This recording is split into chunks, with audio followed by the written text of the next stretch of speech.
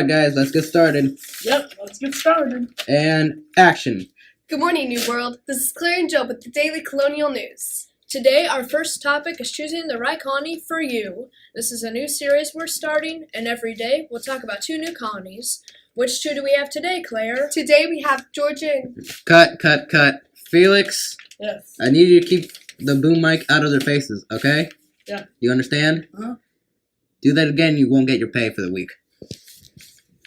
Okay. And action.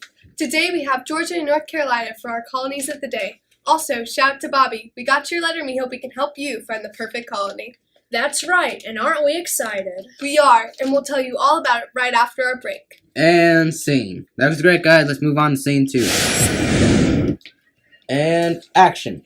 Welcome back, guys. We're back on the topic of choosing colonies for you and your fellow settlers. That's right, guys. We have 2 potential colonies. The first colony, Georgia, has a warm and humid climate year-round and has fertile soil, which allows for year-round crop growing, especially for tobacco, which is a common thing to find in Georgia. The second colony, South Carolina, Cut. Job, it's North Carolina, not South. Oh yeah, North Carolina. Okay, got it. And action. The second colony, North Carolina, is located below the colony of Virginia and has a strange climate. There are mountains to the west, making it colder because of the higher altitude, coastal plains in the east with a warmer climate, and making it easier to farm crops like corn, rice, grains, and tobacco. In the center, there is a Piedmont, which is a raised piece of land, making it a mild climate and not ideal for farming. Not to be outdone, Georgia also exports lumber and indigo, otherwise known as blue gold, making it a large exporter with its Savannah port. Georgia also has free exercise of any religion, making it an ideal place for those outcasted by others, which is what founder James Oglethorpe wanted when he founded Georgia in 1733, on the idea of helping the poor start over. It's a wonderful place, and what does North Carolina have? North Carolina exports lumber and is religiously free. In Claire, Georgia doesn't allow Roman Catholics. Oh, yeah, I forgot. Whoops. But Georgia isn't all that bad. They have a constitutional monarchy, which means there are 2 assemblies of people to make sure the judgment passed on things is double-checked and multiple sides of the story are heard. See? Not that bad. And I'm sorry, Joe, but we're going to have to cut to the break. We'll get right back to North Carolina after, though. Okay, good job, guys. And let's move on to the last scene. Alright, guys, this is the last scene. Let's try not to mess it up. Okay? Okay. And action. We're back, everybody. We ended over here with Georgia's government. North Carolina's type of government is the 8 proprietors until 1729. The 8 proprietors, which is basically a bunch of rich landlords making laws, ruled North Carolina until 7 of the 8 sold their shares to the king. The last one, John Carteret, descendant of Sir George Carteret, one of the original, still ruled over the 1/8 of land, but had no say in the government. After the 7 of the 8 sold their land, North Carolina became a royal colony. A royal colony was a colony which was ruled directly by the king. The king appointed province governors, which helped the colony become more stable and effective. Well, whatever. Georgia's still better. Okay, let's stop arguing and continue with the facts. Felix! Wake up! Felix! What? Okay. Don't fall asleep, okay? You're not getting paid now. I will fire you the next time you do that. Okay? Yes, sir. Okay. Sorry. Anyway, the interactions with the natives in North Carolina were decent.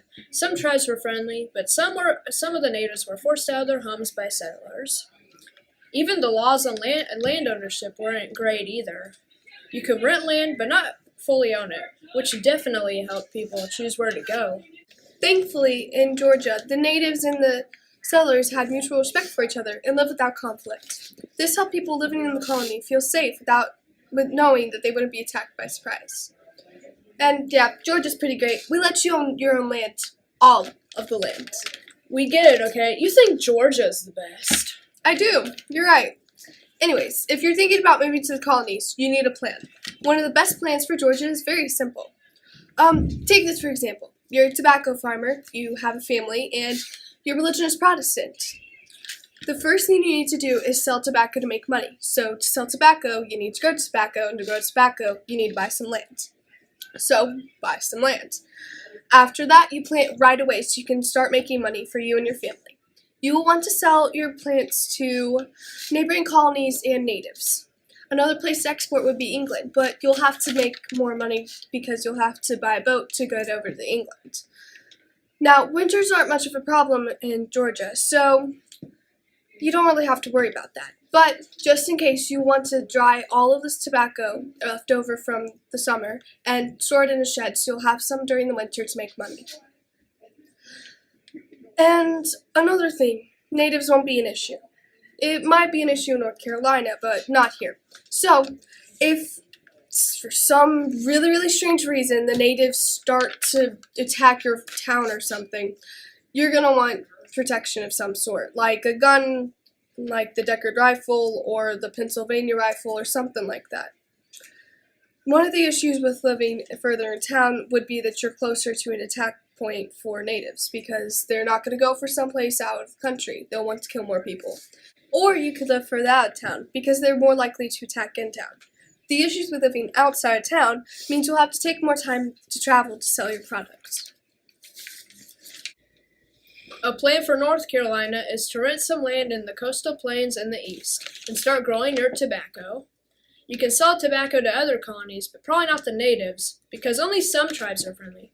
But I guess you could try. In the winter, it's cold inland, so you may want to farm tobacco a lot in the summer and save some to sell in the winter, so you wouldn't run out of money. And just like in Georgia, be sure to have... Ow! Felix, if you don't wake up, Cut. I will... I'm awake. Shut up, Felix. Claire, Felix, I need you to calm down so we can get back to the show. No, I'm done with this. He is going to pay. Claire, you need to calm down. No, I'm done. Okay, I'm done. I'm done. Ow! Save me. No! Stop it right there, Felix.